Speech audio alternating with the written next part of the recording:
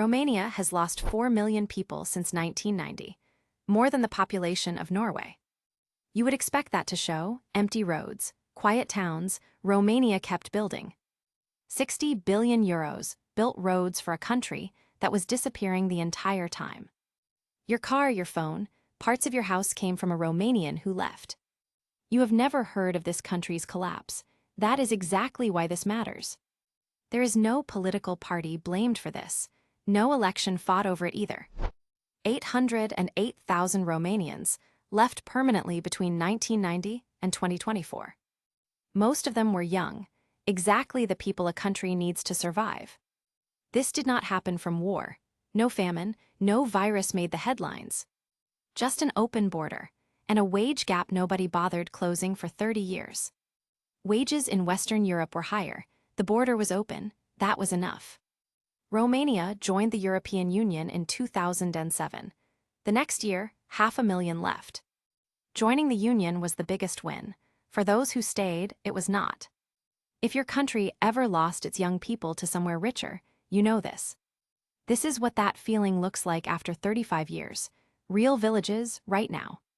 The strange part is Romania is a European Union member, a modern democracy. This is happening inside the developed world, quietly, while nobody declares an emergency. 43,000 Romanian doctors and nurses left after joining the European Union. Romania lost 17% of its population just between 1990 and 2021. An entire city's hospital staff, gone, not because they were bad doctors. A nurse in Germany earns 4 times what she earns at home. Simple math. Simple for one nurse. Devastating for the village she leaves without a single doctor. The nearest hospital is 2 hours away for those without a car. 1 in 3 rural schools in Romania closed permanently, not from lack of money. From lack of children, the desks are still there, nobody is left to sit. This is the part most people miss. Romania has the wrong people left. Subscribe if you want the world's headlines before they become headlines. New Story Weekly. A doctor trained for free in Romania often practices her entire career somewhere else. Romania's median age is now 44.4 years old. Half the country is older. A country needs young workers to fund its old ones. That half is leaving. Every pension paid today depends on workers who do not exist or already left. This is not a future problem. Next year's 30-year-olds were never even born here. That decision already happened. Decades ago, there is no reversing it now. Romania is not an outlier. It is 20 years ahead of most of Europe. The taxpayers who funded her training never saw a single year of her service. Everyone in this series gets a story like this. Romania just got there first. 60 billion euros of European funding built Romanian highways, bridges, and buildings since 2007. That money built real things, real roads most countries would genuinely be proud of. But a perfect road cannot solve the problem it was never built to fix. A road does not stop a nurse from moving to Munich for better pay. A bridge does not convince a young couple to have a second child. Romania's government treated infrastructure as the cure. The real disease was a wage gap. Nobody in Brussels was fixing it. Nobody in Bucharest was fixing it either. Some hospitals now rely on doctors flown in for a single week each month. You can pour concrete for 30 years.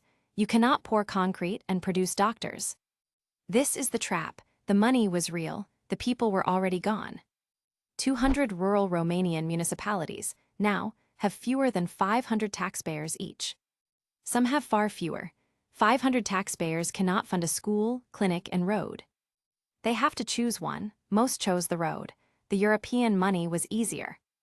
That is not corruption. That is not stupidity. That is simply how rules worked. It works barely. Proof the system cannot function on its own anymore. Romania built the skeleton of a modern country, still waiting for the muscle. 0% industrial growth has held in several outer counties for nearly a decade. This is what solving the wrong problem extremely well looks like for 35 years. Concrete does not vote, people do, and the people here mostly left. In some Romanian villages, nobody even runs for mayor anymore. Nobody wants the job. One official manages 3 separate villages at once. Almost no staff, almost no budget. 30% of all European Union funding to Romania went specifically toward roads. She is not managing growth. She manages the decline of 3 places once full. Every year, thousands of farmhouses vanish into overgrowth. Nobody is left to claim them. The grandchildren who would inherit these houses live in Madrid, Munich, or Manchester now. They send money home monthly. It kept families afloat. It cannot repopulate a street. Romanians abroad send home more money yearly than Romania gets in development funding. Real money, wrong direction, not a development strategy. That is an export of people. Nobody planned this outcome. No politician built it on purpose. Millions of small choices.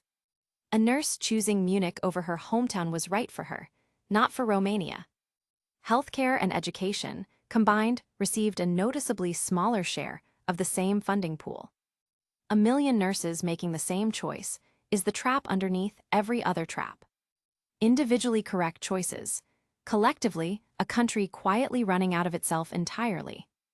Romania did try to stop it. Child subsidies, tax breaks, incentives for young families. None of it closed a wage gap 4 times the size of the subsidy. The emigration continued straight through every single program designed to stop it. This is the part that should worry you, wherever you live right now. A wage gap this size does not close on its own. It relocates people. Here is what is already permanent. A school closed 10 years does not reopen. Brussels did not force this choice. Romania's own local governments made it themselves, repeatedly. There are no children left to fill it. The desks just sit there, waiting. One farmer knows how to terrace this hillside. When he dies, so does it. Not because anyone destroyed it, because nobody stayed behind to receive it from him. Multiply that by thousands of villages, thousands of small traditions disappearing at once. 1.2 million homes in Romania now sit vacant, simply inherited, and left behind. A house can stand empty for decades. A village cannot, once families leave. There are villages where this already happened. The name stays on the map.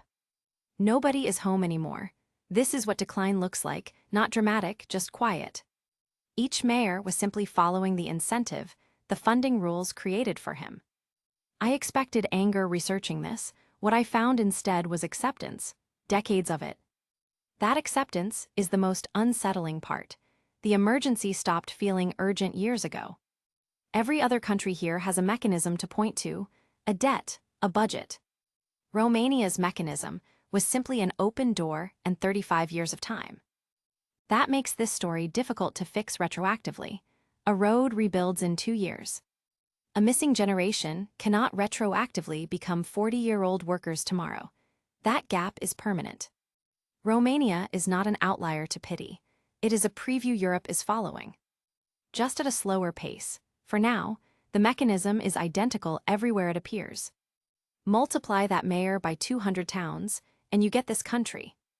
Back to the man from the beginning, still standing at his unfinished highway.